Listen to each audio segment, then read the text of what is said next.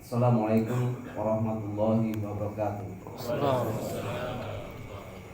Bismillahirrahmanirrahim. Pernyataan ulama pada Multaqo Ulama Aswaja Kasepuhan Jawa Timur 1443 Hijriah. Islam mengharamkan rezim zalim, kriminalisasi ulama dan ajaran Islam. Keberadaan penguasa atau pemimpin pada suatu negara di tengah-tengah rakyat adalah sebagai pelayan. Nabi Muhammad SAW bersabda, Sayyidul Qaumi khadimuhum. Pemimpin suatu kaum adalah pelayan mereka. Sebagai pelayan, penguasa atau pemimpin bertanggung jawab terhadap keamanan, keselamatan, kesejahteraan, dan keadilan rakyatnya. Diriwayatkan dari Ibnu Umar radhiyallahu anhu, sesungguhnya Rasulullah SAW bersabda, Kullukum ra'in mas'ulun an ra'iyatihi wal amil ladzi 'ala nas ra'in wa huwa mas'ulun anhum. Setiap orang adalah pemimpin dan akan dimintai pertanggungjawaban atas kepemimpinannya. Seorang kepala negara adalah pemimpin atas rakyatnya dan akan dimintai pertanggungjawaban perihal rakyat yang dipimpinnya. Hadits riwayat Muslim. Penguasa atau pemimpin yang baik yang bisa memberikan keamanan, keselamatan, kesejahteraan, dan keadilan pada rakyatnya bisa diukur dari hubungannya terhadap rakyatnya. Apabila antara penguasa atau pemimpin dan rakyatnya saling mencintai dan saling mendoakan, maka pertanda bahwa penguasa atau pemimpin tersebut adalah baik.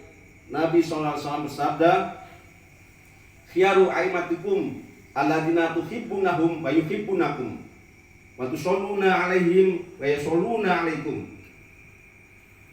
Sebaik-baik pejabat negara kalian adalah mereka yang kalian cintai dan mereka pun mencintai kalian. Mereka mendoakan kalian dan kalian pun mendoakan mereka. Hadis riwayat Muslim. Itulah kepemimpinan yang sangat didambakan rakyat. Sebaliknya, penguasa atau pemimpin yang buruk, yang berlaku zalim pada rakyatnya, juga bisa diukur dari hubungannya dengan rakyatnya. Apabila antara penguasa atau pemimpin dan rakyatnya saling membenci dan saling melaknat, maka pertanda bahwa penguasa atau pemimpin tersebut adalah buruk atau zalim. Nabi SAW bersabda, Wasyiroru wa'imatukum alladzina tubghidunahum wa yubghidunakum wa tal'anunahum wa yal'anunakum. Sebaliknya, penguasa atau pemimpin yang buruk, yang berlaku zalim pada rakyatnya, seburuk-buruk pejabat negara atau penguasa atau pemimpin kalian adalah mereka yang kalian benci dan mereka membenci kalian. Kalian melaknat mereka dan mereka juga melaknat kalian.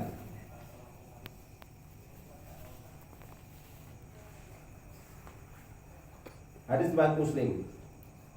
Namun penguasa atau pemimpin yang ada saat ini tidak benar-benar menjadi pelayan rakyat. Mereka terkesan memposisikan diri sebagai pedagang dan maklar alias calo. Sedangkan rakyat diposisikan sebagai pembeli. Yang mereka inginkan adalah keuntungan dari bisnis pelayanan rakyat dan komisi dari pemasaran kebutuhan rakyat. Mereka tidak lagi merasa bertanggung jawab terhadap kebutuhan, keamanan, keselamatan, kesejahteraan, dan keadilan rakyatnya. Karena mereka dibenci, bahkan dikutuk dan dilaknat oleh rakyatnya sendiri. Bahkan BUMN terkesan sengaja dibangkrutkan. PLN diberitakan merugi, PT Garuda Indonesia juga diberitakan merugi, dan lain-lain. Bumi, air, dan kekayaan alam yang ada di dalamnya, yang seharusnya dikelola untuk sebesar-besar kemakmuran rakyat, banyak dikuasai oleh korporat asing secara legal setelah dibuatkan undang-undang secara konspiratif. Sementara itu, dengan alasan untuk menutupi defisit anggaran, mereka terus-menerus mencari bantuan luar negeri yang sejatinya adalah hutang. Beban tanggungan negara pun menggunung yang sulit untuk dibayar. Akibatnya pihak asing ikut cawe-cawe terhadap urusan dalam negeri, baik politik, ekonomi, budaya, pertahanan, dan keamanan. Bahkan urusan agama, tentu saja hal itu akan mengancam kedaulatan negara. Penguasa atau pemimpin terkesan tidak melakukan evaluasi terhadap kesalahan dalam mengatur negara, kerusakan dalam mengelola sumber daya alam, dan kekacauan dalam melayani rakyat. Yang dilakukan justru mencari kambing hitam, mengkriminalisasi agama, yakni Islam, dan mempersekusi aktivis, yakni ulama dan ormas. Agenda yang diprogramkan pun yakni deradikalisasi, moderasi agama, dan lain-lain. Tidak ada sangkut pautnya sama sekali dengan problem yang dihadapi rakyat, bangsa, dan negara. Walhasil, penguasa atau pemimpin saat ini nyata-nyata menjadi rezim yang zalim, terkesan menjadi musuh Islam dan ulama, terkesan mengkriminalisasi ajaran Islam dan ulama. Karenanya, kami para ulama dan habaib melalui Multaqo Ulama Aswaja ke-10 ini menyatakan, pertama, bahwa Islam melarang kezaliman, lebih-lebih kezaliman penguasa atau pemimpin.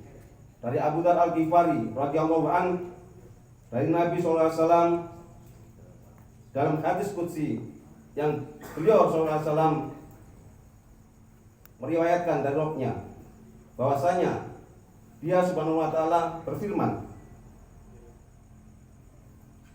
"Ya ibadi, ini haramtu dzulma 'ala nafsi wa ja'altuhu bainakum muharraman fala tadzalamu."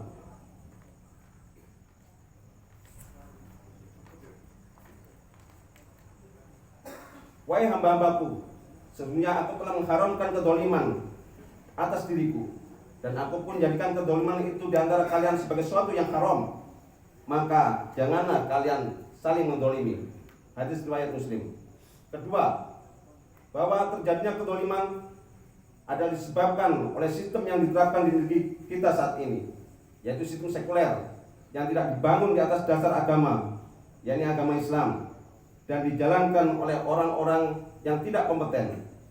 Nabi SAW bersabda, "Idza dhiyatil amanatu fantadhiru sa'ah."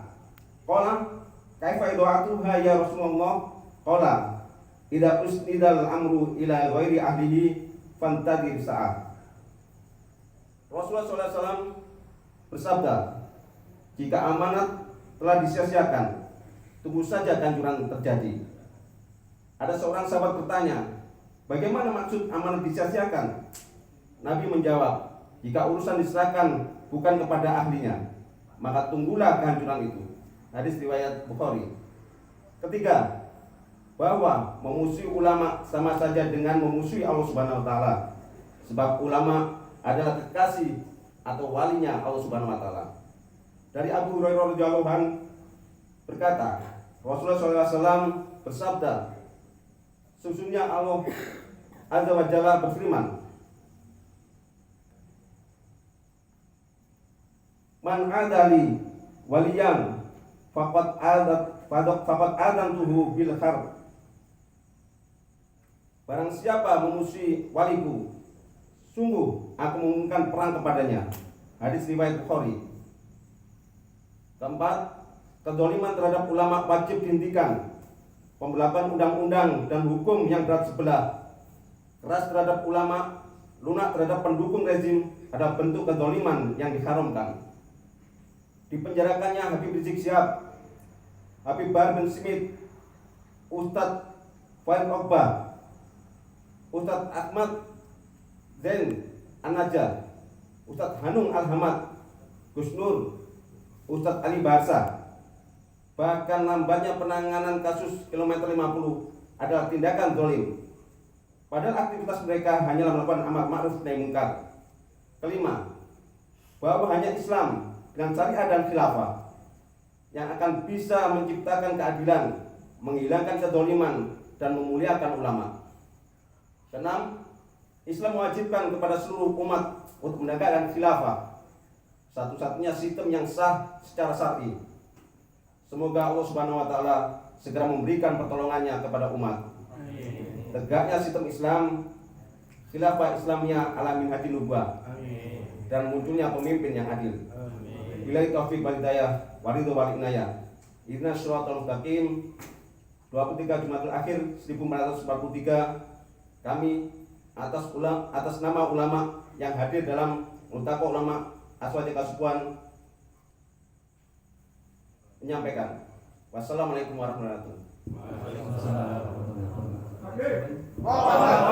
Sallu ala Nabi.